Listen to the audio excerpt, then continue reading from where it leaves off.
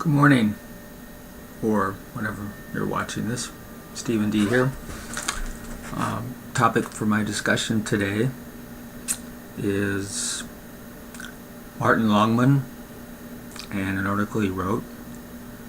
The article was entitled, "Do Progressives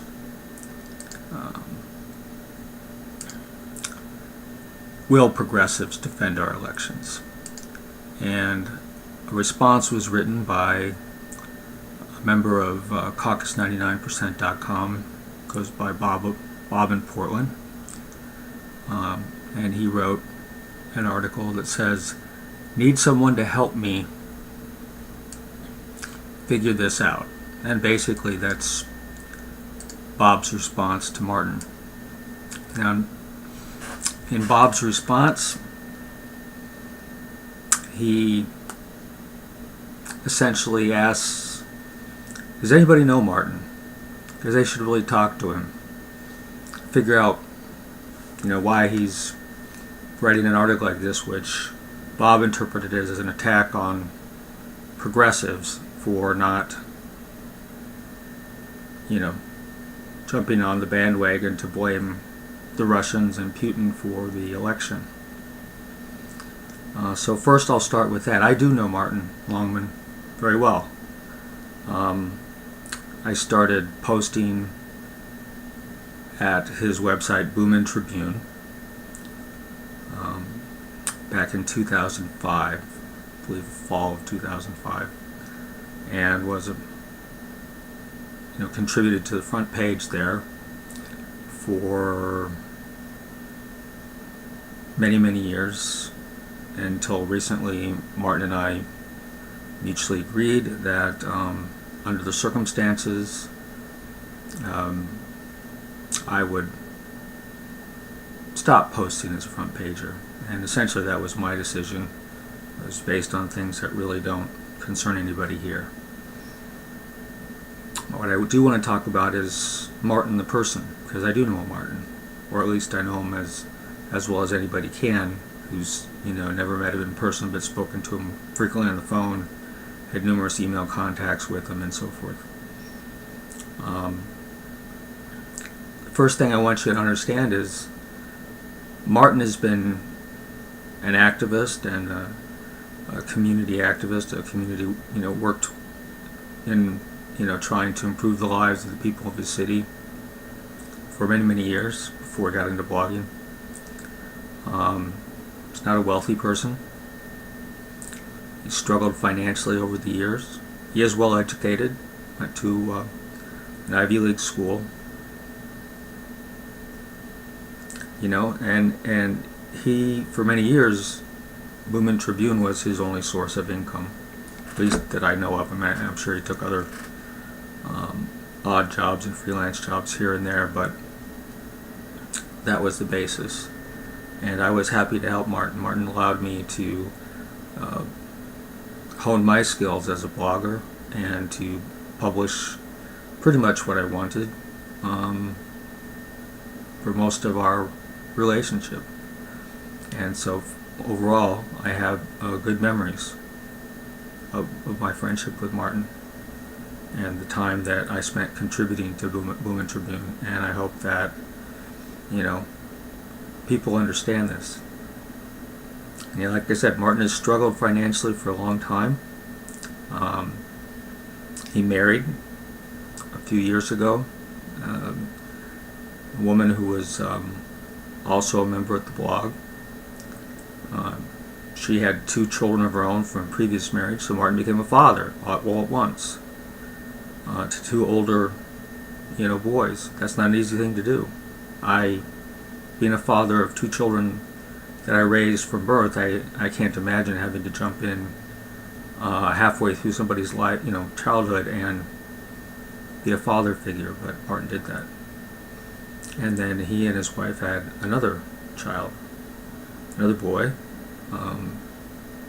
younger boy, and obviously, and so they have quite a range in their family, and that's unusual too, I guess, for a lot of people. But I'm happy that Martin had the chance to raise a child from, from birth, up.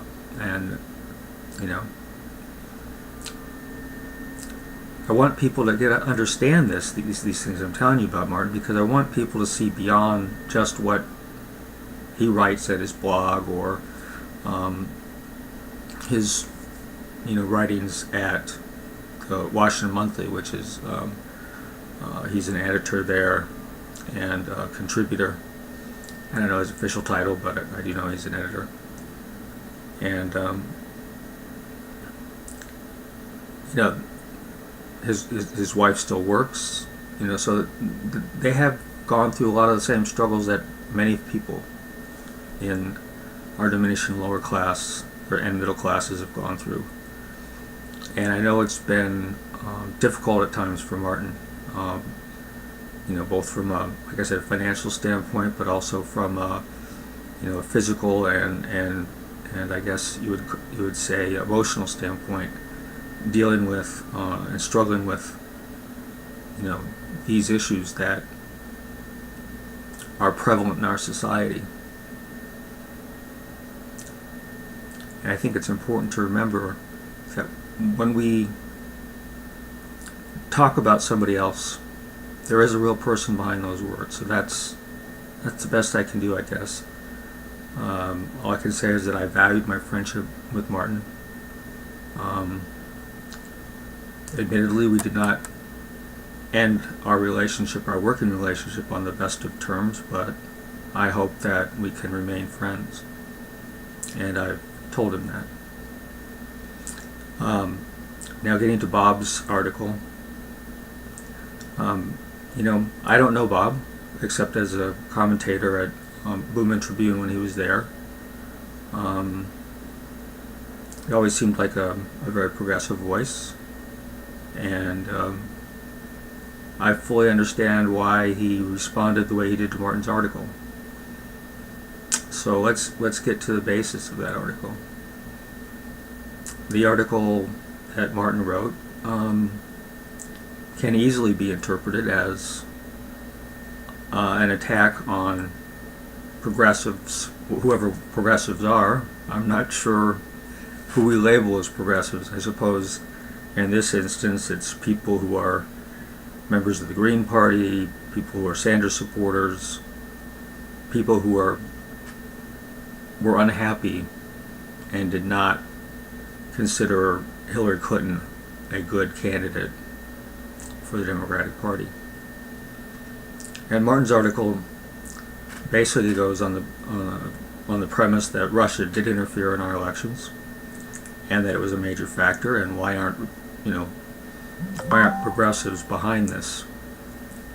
All right, and I'm not going to explain Martin's argument. I'll leave a link below, and you can read it for yourself if you'd like.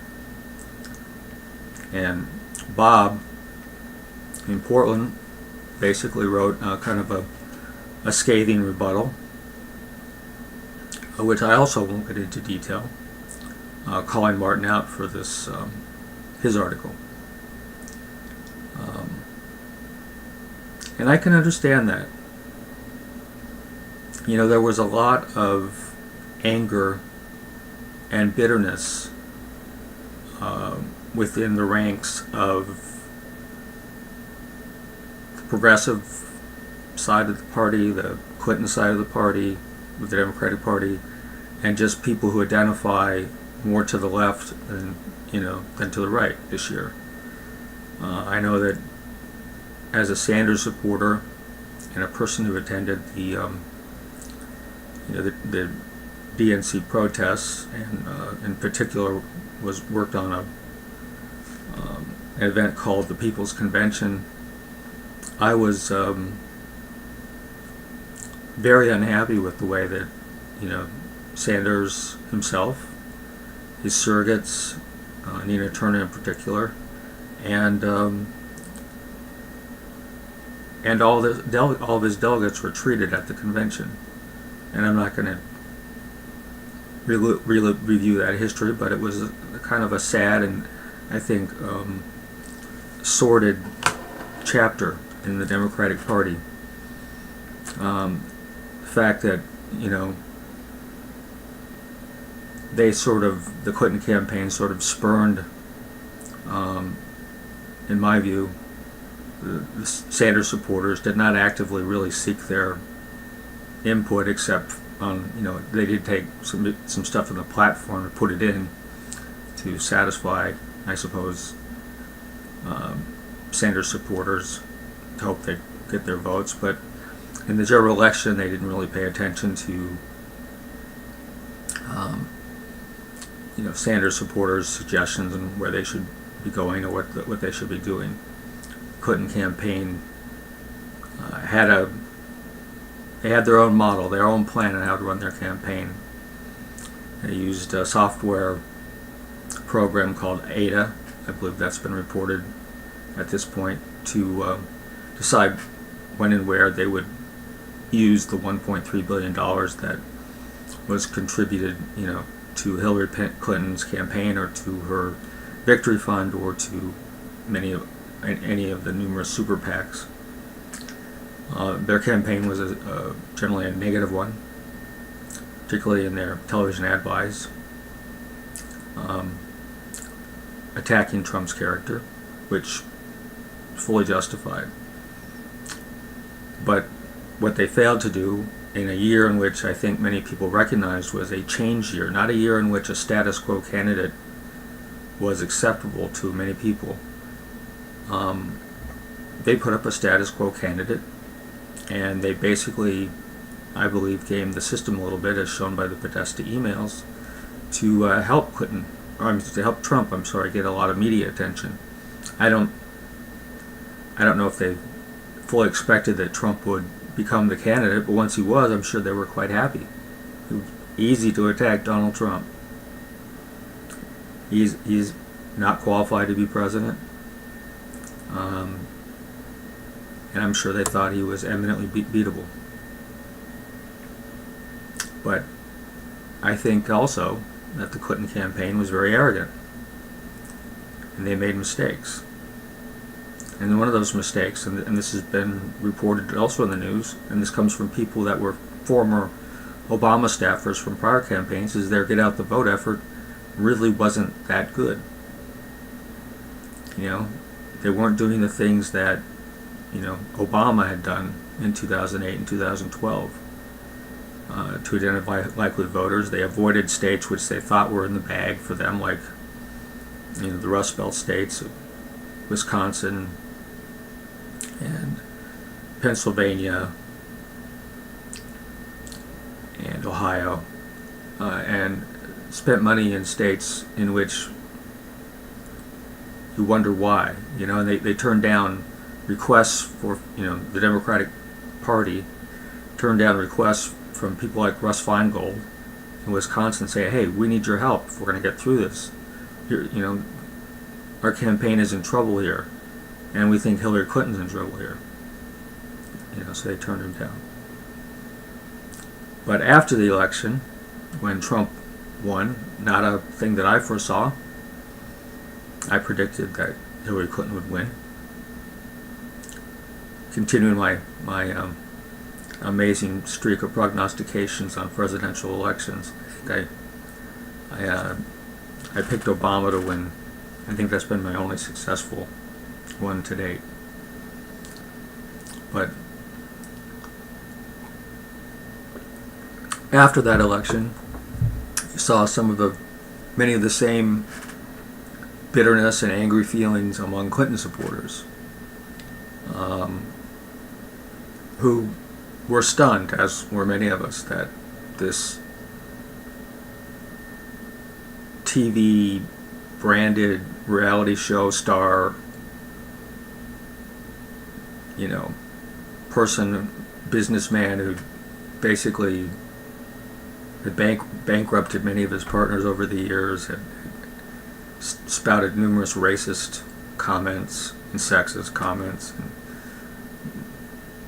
made just some ridiculous remarks, defeated Clinton.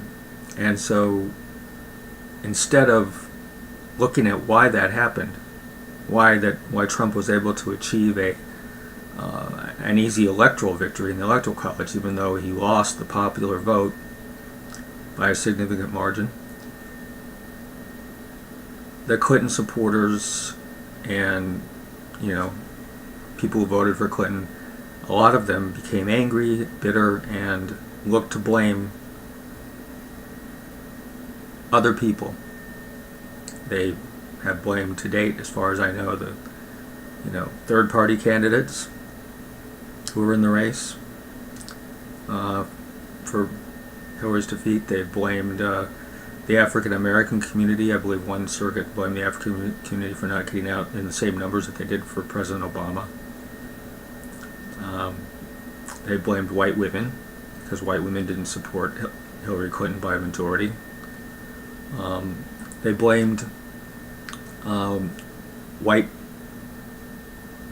men in general, particularly men in rural areas, and casually threw out the term like racism and so forth. And now they're blaming prominently, and this started a long time ago, but now it's become one of the the major themes. They've been blaming fake news. Suddenly, fake news is important, but even more importantly, they blamed Russia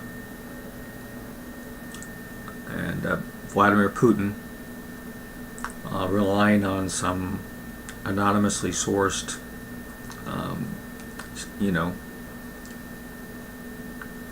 statements by people in the CIA and then public statements by President Obama and so forth, that the Russians were behind the hacks of the DNC leaks, in which the DNC was exposed as having sabotaged Sanders' campaign, and the WikiLeaks. Now, I personally don't believe that Russia had that much influence on our elections. But then again, I don't know. But I don't think there's been any evidence put forward, any significant evidence yet. I'd like to see it, rather than just statements.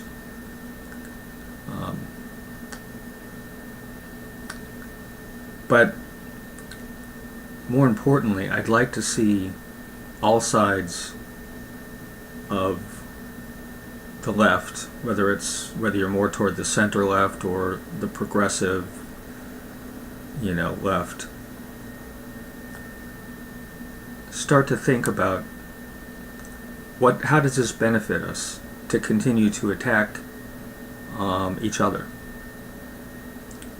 I understand the natural feelings that both sides had. I had them myself when Sanders lost the nomination and was, in which I believe it was effectively stolen from him. But that's my viewpoint. And now the Clinton people feel that somehow the election was stolen from Clinton, and everybody's pointing fingers at each other. And unfortunately, what they're pointing fingers at mostly are things that I think really didn't contribute much to why Hillary Clinton lost and why the party lost, and why the Democrats have lost over the last 3 election cycles, more and more offices, both in Congress, at the federal level, in governorships and legislatures at the state level, and local offices at county and city and town level. Nobody's talking about that, and I think I don't think you can blame that all on Putin or Russia's interference or the interference of any other government in our, quote, election process. I mean, countries have been interfering, quote unquote, in our election process for years. The State of Israel and its supporters are, prominently made efforts to ensure that who was ever elected president was defended their policies, the policies they wanted. The Saudi Arabian government, I believe, has done the same. No doubt there have been other governments that have attempted to influence um, our, our policies through various means, whether it's contributions like the Saudis made to the Clinton Foundation, or whether it's, news articles that they've released, whatever, I don't know. But I really don't think that had a major impact. What had a major impact, in my view, was the fact that people are hurting in this country. And many people did not see either candidate, Donald Trump or Hillary Clinton, as acceptable candidates, acceptable choices. There was a high number of people who voted in the election who did not choose to vote for either Clinton or Trump, either because they voted third party, but more often because they simply just didn't fill in the blank for that, for president.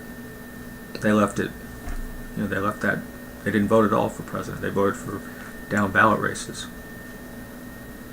And there were many more people that simply just didn't turn out. People, now some of that can be, excused by voter suppression efforts that were put in place by Republican governments at the state level. But again, this is an issue that has been ongoing for years, that the Democratic Party has refused or been unable to address. They have a terrible record of electing people at all levels of government over the last 6 years. And I think a lot of that has to do with the fact that the Democratic Party no longer stands for, the little guy, the union member, the people that are poor, they're struggling to make ends meet economically, the people with no savings who are one paycheck away from bankruptcy, the people who lost their homes and their life savings in the, crisis of 2007, 2008, in the great what we call the Great Recession, while they watched, Wall Street firms get bailed out under both, the Bush administration and then continued by the Obama administration. So it's no wonder that many of them feel that both parties at this point don't truly care about them. I think it was the major reason Donald Trump, once he started getting all that attention in the media, captured so many votes in the Republican Party. Not a majority, but he won a large enough number that they became he easily won that nomination. And that is among a field of quite a number of people, many of them who I didn't particularly think were qualified or good people, but they would have been better options than Trump. I'd take Kasich or Jeb Bush or Romney if he'd been running in a heartbeat over Donald Trump. Not that I'm saying I would have voted for those people, but if that person had won the election, I'd be unhappy, but I wouldn't, in any event, be as upset or worried about the state of the country as I am with Trump's election. And I think the trouble is that when we keep trying to blame each other on the left, we're not really focusing on what we need to do to go forward. We all have a lot of anger and, like I said, bitterness, and on both sides. And I believe both sides have, both sides believe that's justified, those beliefs, and that anger and those emotions. And both sides feel that it's the other side's fault. But I don't see that as productive at this point. So I would say to Martin and to Bob both, why don't we stop this blame game thing, okay? In the real world, it doesn't really matter to most people what the Democratic, who the Democratic Party is blaming. And I find it particularly dangerous to keep asserting that members of the left and Trump supporters were somehow in league, consciously or unconsciously, with Russia. I think that's dangerous territory to move into, absent any evidence that one, the Russians were behind the hacks of, what were honest and truthful emails by the DNC and by Podesta, John Podesta, campaign chairman of, Hillary Clinton. But even more, I haven't seen any evidence, or even any talk of any evidence, that things we saw in the election, purging of voter rolls, changing voter registrations, voter suppression efforts, were done by Russian agents. All those things were done by the people that traditionally do them, the major parties themselves. Republicans' playbook has long been to suppress voters, particularly minority and young people voters, groups that turn out in high numbers for Democrats. They've also been big pushers of electronic voting machines, which have been shown to be easily hacked, both at the level of the machine itself, but also at the place where the votes are tabulated. And I believe if you go look at the Election Justice USA report on the Democratic primary, you'll see lots of documented evidence and discussion of all the ways in which the Democratic primaries were affected to benefit Clinton. I haven't seen anything like that yet come out with respect to whatever the Russians did or did not do to interfere in our elections. And I just, if somebody can show me that, somebody come up with some proof, that's great. I'd like to see that. But in the meantime, we have more important fish to fry, to use an old cliche expression. And finally, I just want to end on one final note. Yeah, we're angry at each other. We're angry at, Sanders supporters are angry at Clinton. Clinton supporters are angry at Sanders supporters. The Democratic establishment is angry at the progressive wing of the party. The progressive wing of the party is angry at the Democratic establishment. But until we can put that aside and stop seeing each other as enemies and give a long, hard look at what the Democratic Party or any progressive party that might arise out of this, election disaster, this catastrophic year of 2016, then we're not going to, liberals and progressives of whatever stripe, we're not going to win elections. In off-year elections when Congress is up, in state and local elections, or in 4 years when it's time to elect another president. So I think let's try our best to look at and remember these are real people. They're not just people we disagree with. They're not just all assholes or idiots. They're people with strong opinions. They're people with real feelings, real families that are actually suffering. And so I would like to say to both Bob and Martin, I want you to see each other as real people, not what you write on the page on a blog. I want everybody to get past that and remember that, for the majority of Americans, they're out there struggling every day to make ends meet, to try to get through this horrible economy, which only benefits the wealthiest among us. They don't give a damn about who's responsible for Hillary Clinton losing or why the Democrats lost, and they don't. They just want things to get better, and that's what the Democratic Party or any follow-on progressive party, based on progressive values, should focus on, is how do we get our message out like Bernie Sanders did. Because Sanders is doing that right now. He is not focusing on attacking the Democratic establishment. He's holding Trump's feet to the fire, as he said he would.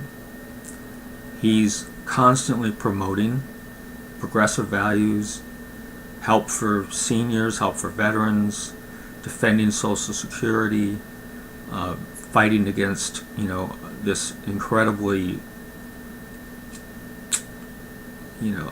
ridiculous and damaging healthcare system we have. That's what he's doing. That's what we all should be doing right now. It's time to stop the blame game, guys. Everybody. It's time to see that, the Clinton supporter that you've crossed off your Christmas list, well, they're still a real person and they deserve respect. And if you're a Clinton supporter, it's time to remember that, the people who supported Sanders had a reason for why they supported him. And they weren't bad reasons. And that didn't make them bad people. And a lot of them voted for Clinton anyway. So why are you so angry about them? Most of them voted for Clinton.